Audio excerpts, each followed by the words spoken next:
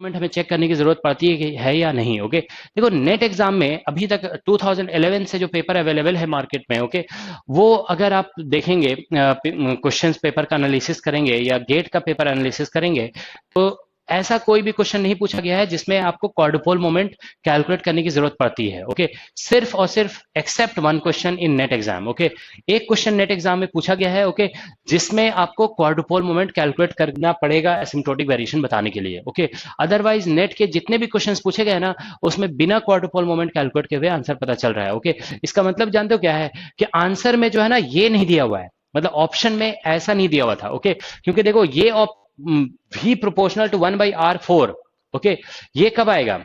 When quadrupole term is 0। तो अगर option में ये दिया ही नहीं है, okay, if this is not given, potential proportional to 1/r4 अगर ऑप्शन में दिया ही नहीं है, तो इसका मतलब ये 0 नहीं होगा। ओके, फिर हमें ये 0 है या नहीं है 0 वो चेक करने की जरूरत नहीं पड़ेगी।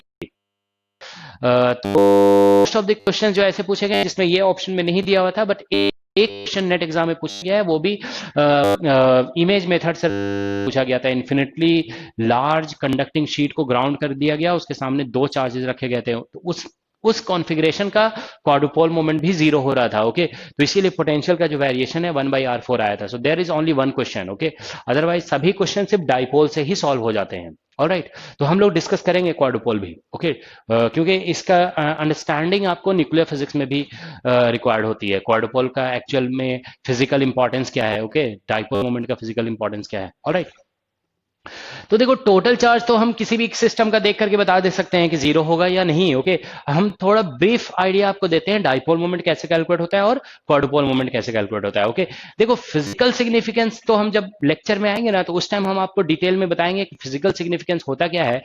एट प्रेजेंट ओके, हम आपको सिर्फ आ रहे हैं कि डाइपोल मोमेंट कैलकुलेट कैसे करते हैं, how we calculate mathematically. Okay, dipole moment का फिजिकल सिग्निफिकेंस हम लोग जब सिलेबस वाइज लेक्चर डिस्कस करेंगे तो उसमें बताया जाएगा। Okay, these two things you know actually give some information about symmetry of charge distribution. Okay, तो सिमेट्री से रिलेटेड होते हैं ये। ओके, मतलब इसके बारे में अगर आपको इंफॉर्मेशन है तो चार्ज डिस्ट्रीब्यूशन की सिमेट्री के बारे में आप बता सकते हो। ऑलराइट, ठीक है, तो before I look at your queries, okay, कुछ हम पहले डाइपोल मोमेंट कैसे कैलकुलेट करेंगे और क्वाड्रुपोल मोमेंट वो हम आपको मैथमेटिकल इंफॉर्मेशन देते हैं। ओके, देखो फॉर एनी चार्ज, अब इस पे ध्यान रखोगे, एनी बोला गया है मतलब किसी भी चार्ज डिस्ट्रीब्यूशन के लिए, चाहे वो सिंगल चार्ज ही क्यों ना हो। ओके, क्योंकि कई स्टूडेंट ये पढ़े होते हैं ना कि डाई चार्ज होता है और एक प्लस चार्ज होता है, तो वो डाइपोल होता है। I am not talking about dipole, I am talking about dipole moment. Okay, तो देखो for any charge distribution,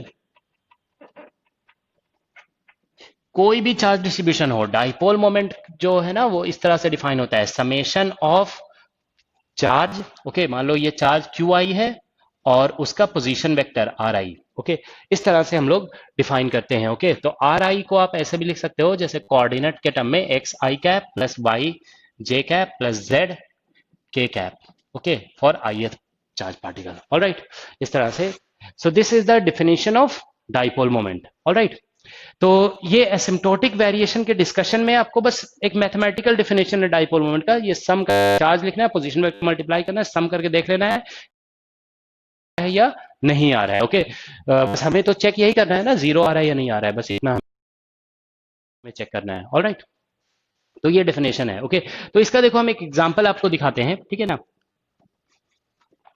example, suppose we have a charge capital Q और एक चार्ज है ये माइनस क्यू है सपोज कर लो, और ये चार्ज है कैपिटल क्यू, इसी को हम लोग डाइपोल कहते हैं, this is called dipole. Okay, अब हमें इसका डाइपोल मोमेंट कैलकुलेट करना है। ओके, तो अगर हम लोग देखो जैसे इसको मान लेते हैं कि ऑरिजिन पे है, तो इसका कोऑर्डिनेट 0 0 0 हो जाएगा, और इसका डिस्टेंस यहां से यहां तक मान लो d है। ओके, तो इसका कोऑर्डिनेट हो जाएगा d, 0, 0।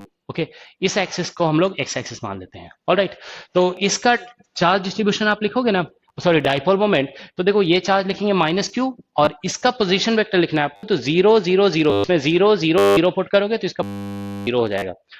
इसका आप लिखोगे तो चार्ज कैपिटल क्यू है और इसका पोजीशन वेक्टर लिखोगे d0, ओके, तो यहाँ पे आएगा d और इंटू डी लिखोगे यहाँ पे एक्स की जगह पे, वाई और जेड जीरो, तो डी आई कैप। ओके, तो डाइपोल मोमेंट बेसिकली यहाँ पे आ रहा है चार्ज मल्टीप्लाइड बाई सेपरेशन, ये देखो चार्ज हो गया मल्टीप्लाइड बाय सेपरेशन, और इसका डायरेक्शन हो गया आई कैप। ओके, तो आई कैप आप देखो यहाँ पे ये एक्स डायरेक्शन है, सो this is called I cap. Okay, तो हम यहाँ पे कह सकते हैं कि ये जो डायरेक्शन है ना वो नेगेटिव से पॉजिटिव की तरफ है। ओके, तो इसको हम कह सकते हैं पी का जो डायरेक्शन है यहाँ पे, direction of P vector is from negative to positive charge. Alright, तो देखो क्या है कि ये जनरल डेफिनेशन है, this will apply for any charge distribution, किसी भी चार्ज डिस्ट्रीब्यूशन के लिए डेफिनेशन अप्लाई होता है। ओके, डाइपोल मोमेंट का, चाहे वो एक सिंगल चार्ज हो, 3 चार्जेस है, 5 चार्जेस है, या इनफाइनाइट नंबर ऑफ चार्जेस है। Okay, this definition will apply. लेकिन ये डाइपोल मोमेंट का फॉर्मूला जो लिखते हैं ना, चार्ज मल्टीप्लाइड बाय सेपरेशन, वो ध्यान रखो सिर्फ डाइपोल के लिए अप्लाई होगा। डाइपोल बेसिकली डिफाइन होता है नेगेटिव प्लस एंड पॉजिटिव का combination with some separation. Alright, तो नेगेटिव चार्ज और पॉजिटिव चार्ज का ये कॉम्बिनेशन है, it has some separation between them. Okay, so that is basically dipole. ये फॉर्मूला यूज होगा सिर्फ डाइपोल के लिए। Is that okay? तो हम ये कहेंगे जब भी एक नेगेटिव और एक पॉजिटिव चार्ज होगा ना, तो उसका हम डाइपोल मोमेंट डिफाइन कर सकते हैं, और उसका डायरेक्शन जो होगा वो नेगेटिव से पॉजिटिव, नेगेटिव टू पॉजिटिव दिख रहा है ना, तो फिर आप यहां से निकालोगे dipole moment. Is that okay? तो अगर नेगेटिव पॉजिटिव चार्ज दिख गया ना, तो उसको हम डाइपोल की तरह ट्रीट कर सकते हैं। Okay, we can treat that as a dipole, और फिर दो चार्ज, एक नेगेटिव एक पॉजिटिव मिलाकर के डाइपोल मोमेंट इस फॉर्मूले से लिख सकते हैं, charge multiplied by separation. Alright, so this is how we calculate dipole moment. Okay, अब हम लोग आते हैं क्वाड्रुपल मोमेंट पे। ठीक है,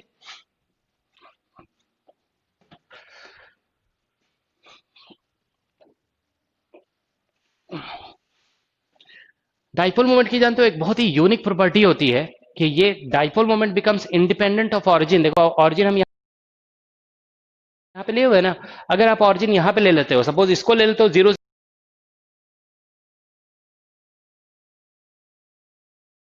0 और इसको ले लेते हो -d 0 0 0। Okay, -d 0 0। ओके, तो भी जानते हो यहाँ पे डाइपोल मोमेंट इतना ही कैलकुलेट होगा। ओके, तो डाइपोल मोमेंट की एक यूनिक प्रॉपर्टी है कि अगर टोटल चार्ज सिस्टम का 0 है ना, तो आप ऑरिजिन कहीं पे भी लें, okay, dipole moment will come out to be exactly the same. Okay, मतलब डाइपोल मोमेंट पी जो है वो ऑरिजिन के चॉइस से इंडिपेंडेंट हो जाता है इफ टोटल चार्ज इज 0, लेकिन अगर टोटल चार्ज 0 नहीं होगा ना, तो फिर वो ऑरिजिन डिपेंडेंट हो जाता है। Okay, so let me just, क्योंकि ये बहुत इंपॉर्टेंट प्रॉपर्टी है तो इसको हम मेंशन कर दे रहे हैं। देखो, if summation of q is equal to 0, okay, then uh, then dipole moment is independent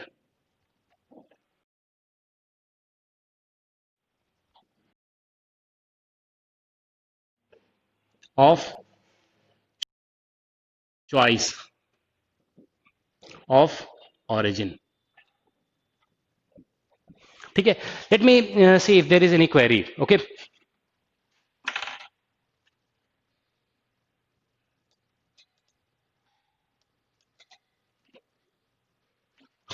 Q I J term के बारे में आप लोग कह रहे हैं कि क्यू आई जे टर्म क्या है, वो अभी हम नेक्स्ट वही एक्सप्लेन करने वाले हैं। ठीक है, और कुछ लोग कह रहे हैं कि डाइपोल मोमेंट कैसे निकाला। देखो ये बेसिक डेफिनेशन है डाइपोल मोमेंट का। ओके, अब ये पूछ रहे हो अगर आप कि ये कहां से आया क्यू आई आर आई, तो जैसे कि हम अभी एक potential because of single charge को एक्सपैंड किए थे ना, तो वहां पे देख रहे हो तो क्यू इंटू डी आ रहा था। Okay, charge multiplied by distance, इसी को हम डाइपोल मोमेंट कह रहे हैं, तो उसी को जनरलाइज कर दिया। डी अभी वहां पे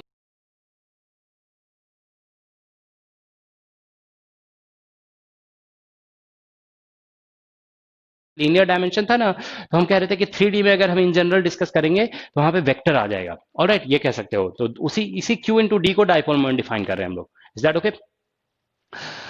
ये फॉर्मूला एक्चुअल में जनरल मल्टीपोल एक्सपेंशन से आता है। अभी जो हम मल्टीपोल एक्सपेंशन आपको कराए ना, that is actually multipole expansion in one dimension. Okay, for a very simple system that is point charge. Is that okay?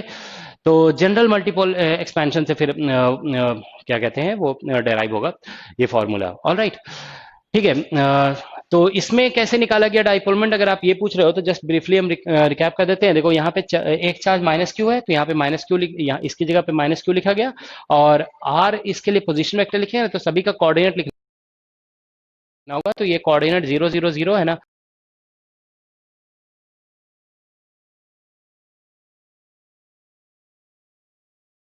होगा तो ये कोऑर्डिनेट 0 0 0 है ना, इसको ऑरिजिन माने हुए हैं हम, ठीक है। तो 0 0 0 लिखोगे तो ये पूरा टर्म जीरो हो जाएगा, तो यहाँ पे जीरो आ गया। फिर हम लोग जब दूसरा चार्ज लिख रहे हैं, देखो दूसरा चार्ज यहाँ पे कैपिटल क्यू है, so in place of Q I will write capital Q. Summation है ना, तो बीच में प्लस लिखना पड़ेगा क्योंकि देर इज समेशन, ऑलराइट। और जब इस चार्ज का पोजीशन वेक्टर, देखो charge multiplied bye position vector लिखना है, तो पोजीशन वेक्टर लिखने के लिए आपको ये लिखना होगा एक्स आई वाई जे और जेड के, ऑलराइट। तो यहाँ पे ठीक है, so here we will write X की जगह पे डी लिखोगे और फिर वाई और जेड जीरो लिख दोगे। Is that okay? तो that's what we have written here D. तो डी 0 0 लिखेंगे ना, तो यहाँ पे डी और ये आई कैप आ जाएगा, एक्स की जगह डी लिखेंगे, वाई की जगह आई कैप, सॉरी आई कैप फिर यहाँ पे आ जाएगा, ऑलराइट। और वाई और जेड जीरो हो जाएगा, ओके। तो ये टर्म तो क्यू इंटू जीरो से जीरो हो गया और ये क्यू इंटू डी, ओके। तो फिर यहाँ पे आई कैप जैसे आ गया ना, तो आई कैप का डायरेक्शन तो एक्स की तरफ होगा ना, तो मतलब नेगेटिव से पॉजिटिव की तरफ होगा, तो भाई हम कह रहे हैं कि डाइपोल मोमेंट का डायरेक्शन नेगेटिव टू पॉजिटिव हो गया, ऑलराइट। सो ये एक इंपॉर्टेंट प्रॉपर्टी है डाइपोल मोमेंट का, इसका प्रूफ वगैरह हम लोग मतलब डिटेल क्लास में डिस्कस करेंगे, okay. Then P is, if sum of charge is zero then P is independent of choice of origin, alright. और भी प्रॉपर्टीज होती है डाइपोल मोमेंट के, वो those details will discuss later, alright. अब हम आते हैं, देखो यहाँ पे फॉर, जैसे इसमें लिखा गया ना, फॉर एनी चार्ज डिस्ट्रीब्यूशन, ये क्या है? डाइपोल मोमेंट है, okay. We have defined dipole moment, alright. Now उसी तरह से लिख रहे हैं फॉर एनी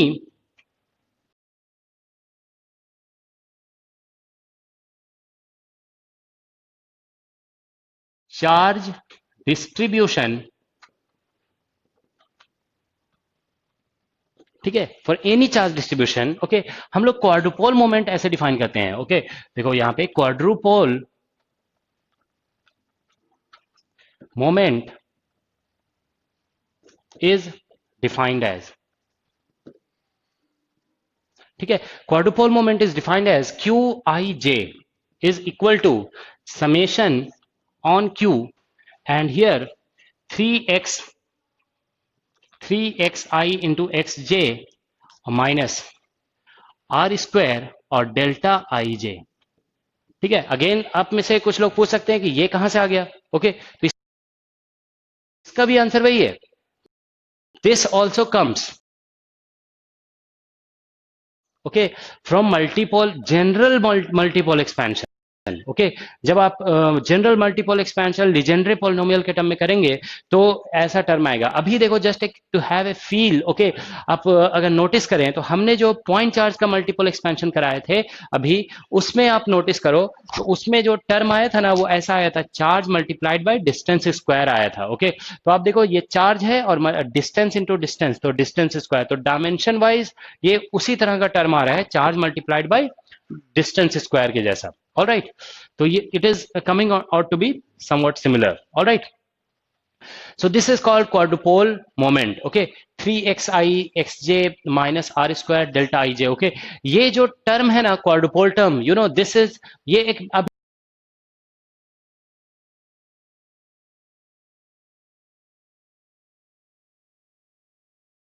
आप इसको जस्ट एक मैथमेटिक्स मान के कर चलो कि आपको समेशन करना है, ओके। दिस बस एक अंडरस्टैंडिंग के लिए हम आपको बता रहे हैं कि इसका जो मैथमेटिकल कैलकुलेशन है और मैकेनिक्स में जो आप मोमेंट ऑफ इनर्शिया का मैथमेटिकल कैलकुलेशन करते हैं, दोनों सिमिलर कैलकुलेशन है, okay. If you know calculation of moment of inertia you can do calculation of quadrupole moment also, okay. तो मैथमेटिकल डिफिकल्टी जो कैलकुलेशन में एग्जैक्टली सेम है, ओके। बस यहाँ पे देखो चार्ज आ रहा है, वहां पे मास आता है, और यहाँ पे कोऑर्डिनेट है, वहां पे भी कोऑर्डिनेट होता है मोमेंट ऑफ इनर्शिया में भी। इसी को हम लोग क्वाड्रुपोल टर्म कहते हैं। अच्छा देखो इस फॉर्मूले में और इस फॉर्मूले में एक डिफरेंस है, ओके। आप ये नोटिस करोगे, देखो इस फॉर्मूले में देखो यहाँ पे आई और आई लिखा हुआ है, ओके, और इस साइड आई नहीं लिखा हुआ है, ओके। यहाँ पे देखो आई और जे लिखा हुआ है, लेकिन इधर भी आई और जे लिखा हुआ है। तो ये मैथमेटिकल अंडरस्टैंडिंग की बात है। अगर आप ध्यान रखोगे कि किसी भी मैथमेटिकल फॉर्मूले में अगर आरएचएस में आई और जे लिखा हुआ है और एलएचएस में भी आई और जे लिखा हुआ है, तो समझ जाओ कि उस आई और जे इंडेक्स पे समेशन नहीं किया जा रहा है, ओके जैसे इसमें देखो आरएचएस में भी आई और जे है, इसमें एलएचएस में भी आई है जे और जे है, तो ये आपको मतलब समझ में आ जाना चाहिए इस फॉर्मूले को देखने के साथ ही कि आई और जे पे समेशन नहीं है। ओके इस फॉर्मूले में आप देखिए आई और आई लिखा हुआ है यहाँ पे, लेकिन इधर आई नहीं लिखा हुआ है, तो इस फॉर्मूले को देखकर आपको समझ में आ जाना चाहिए कि आई पे समेशन है। तो जब भी एक साइड में इंडेक्स, इस सबस्क्रिप्ट में कुछ इंडेक्स लिखा हुआ है जैसे आई और जे वगैरह सबस्क्रिप्ट में लिखा हुआ है ना, दूसरे साइड सबस्क्रिप्ट में अगर वो नहीं लिखा हुआ है तो समझ लो उस सबस्क्रिप्ट पे, उस इंडेक्स पे समेशन कर दिया गया है। ओके और अगर दोनों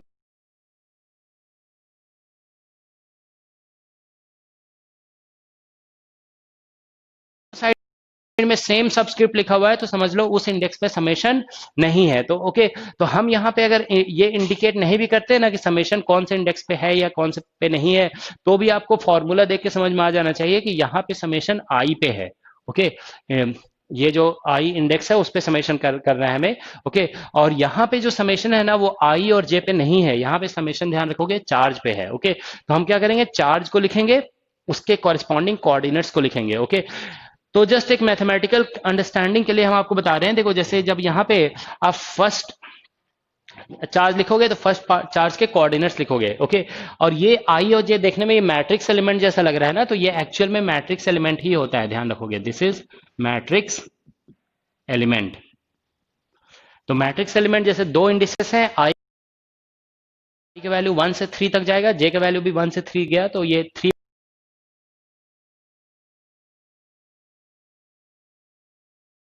मैट्रिक्स बन जाएगा। ओके तो ये क्वाड्रुपोल टर्म्स जो होते हैं ना, that forms a 3 by 3 Hermitian matrix. Okay real और सिमेट्रिक होता है तो इसलिए हर्मिशियन हो जाएगा। ओके तो यहाँ पे ध्यान रखेंगे कि आई का वैल्यू 1 2 और 3 हो सकता है। ओके क्योंकि कोऑर्डिनेट हम लोग 3 डायमेंशन इन जनरल बात कर रहे हैं कि 3 डायमेंशन में डिस्कस कर रहे होंगे, तो 3 टाइप्स के कोऑर्डिनेट हो सकते हैं, एक्स वाई और जेड। ओके तो यहाँ पे x1 x2 x3 आ सकता है, तो ओके उसे हम लोग एक्स वाई जेड कहेंगे। तो आई का वैल्यू ध्यान रखेंगे 1 2 3 हो सकता है, जे का वैल्यू भी 1 2 और 3 हो सकता है। और यहाँ पे जब हम आई का वैल्यू देखो जैसे 1 लिखोगे ना और जे का वैल्यू भी 1 लिखोगे, तो ये Q11 मतलब मैट्रिक्स का फर्स्ट एलिमेंट हो जाएगा, 1 1 एलिमेंट। ओके तो यहाँ पे 1 लिखोगे तो यहाँ पे भी 1 आ जाएगा, यहाँ पे भी 1 हो जाएगा, तो basically you will get x1। x1 आप ध्यान रखोगे x को हम लोग कहते हैं। ओके उसी तरह से x2 जो होगा वो y को रिप्रेजेंट कर रहा होगा, और x3 जो आएगा that will be z।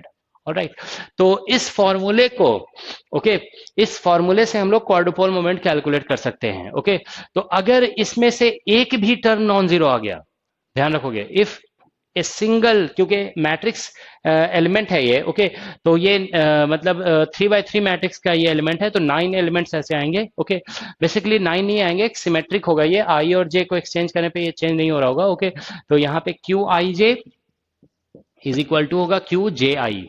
Alright तो ये एक सिमेट्रिक मैट्रिक्स होगा बेसिकली। ओके तो इसीलिए 6 एलिमेंट्स होंगे इसके, जो यहाँ पे मैट्रिक्स एलिमेंट्स होंगे ना ये 6 होंगे। ओके 3 डायगोनल और ऑफ डायगोनल टर्म्स इक्वल हो जाएंगे। ऑलराइट तो टोटल 6 एलिमेंट्स होंगे, तो वो सभी डिटेल जानने की जरूरत नहीं है, बस आपको इतना सिर्फ जानना है।